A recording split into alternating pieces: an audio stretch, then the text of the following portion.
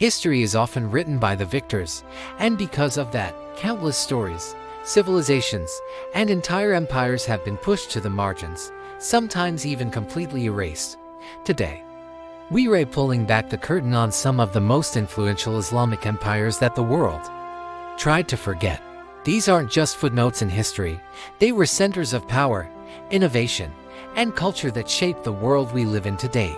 First, let's travel to West Africa, to the Mali Empire. When you think of the richest person in history, who comes to mind? Bill Gates, Jeff Bezos? Think again. The answer is Mansa Musa, the 10th ruler of the Mali Empire. In the 14th century, his wealth was so immense it's almost impossible to calculate. Mali wasn't just rich from gold and salt, it was a beacon of knowledge. The city of Timbuktu became a world-renowned center for learning, with its Sankar University housing hundreds of thousands of manuscripts on everything from astronomy to law. Under Mansa Musa's rule, Timbuktu's libraries were larger than any in Europe at the time. Yet, how many of us learned about this incredible African empire in school? The story of Mali is a powerful reminder that Europe was not the sole center of intellectual life during this period. Now, let's journey east, to the heart of India, to an empire that often gets overshadowed by the mules, the Deccan Sultanates. This was not a single, unified empire, but a collection of 5 powerful kingdoms in south-central India. From the 15th to the 17th century, these sultanates Bijapur, Golconda, Ahmednagar, Bidar, and Berar were hubs of artistic and architectural genius. They blended Persian, Turkish, and local Indian traditions to create a unique and stunning culture. The Golconda Fort, an engineering marvel, and the intricate water systems of Bijapur are testaments to their advanced skills.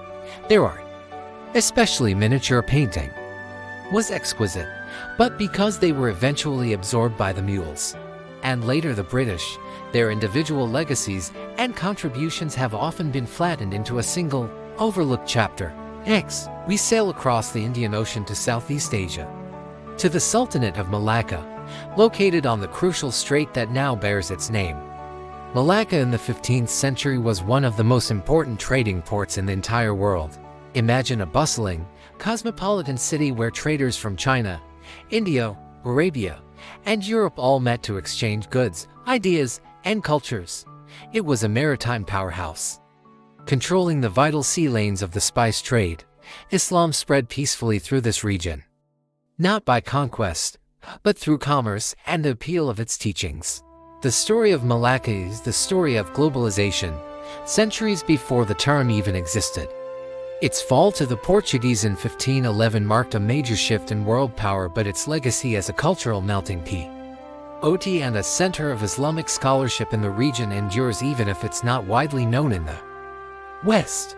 Let's head back towards Europe, to the Iberian Peninsula, to a story many think they know, but often only see one side of: Al-Andalus, or Muslim Spain. For nearly 800 years, this was not a land of conflict, but a place of incredible coexistence, known as La Convivencia. Muslims, Jews, and Christians lived together, creating a society that was light years ahead of the rest of Europe. The capital, Cordoba, was the largest city in Europe, with paved streets, streetlights, and a library containing over 400,000 books. While London was a small town, they gave us algebra, advanced medicine, the guitar, and countless architectural wonders like the Alhambra in Granada. After the Reconquista, a systematic effort was made to erase this history, to portray it as a foreign occupation rather than a foundational part of Spanish and European identity. But the truth is, without Al-Andalus, the European Renaissance might never have happened. Finally, we look to the Ottoman Empire, which many people have heard of, but whose early rival is often forgotten, the Mamluk Sultanate of Egypt and Syria. For over 250 years, from the mid-13th to the early 16th century, the Mamluks were the undisputed guardians of the Islamic heartlands. Who were they? They were an elite warrior class of slave soldiers who rose up to seize power themselves.